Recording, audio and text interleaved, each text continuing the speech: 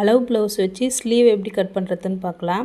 கீழே பார்த்தீங்கன்னா நான் ஃபஸ்ட்டு எல்லோ கலர் லைன் வந்து ரா எட்ஜஸ்க்காக ஸ்ட்ரெயிட்டிங்காக போட்டிருக்கிறேன். அதுக்கப்புறம் நான் மடிச்சடிக்க 1.5 இன்ச்சு விட்டுருக்கேன்.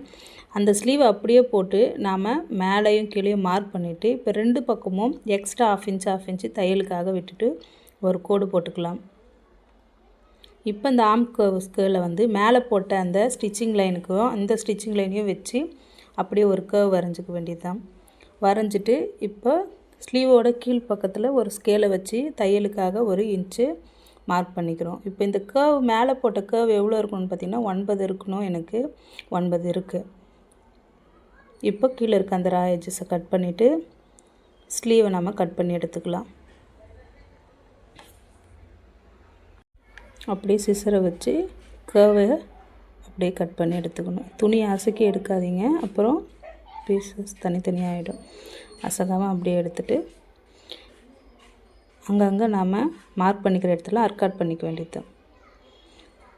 இப்போ அளவு ப்ளவுஸ் வச்சு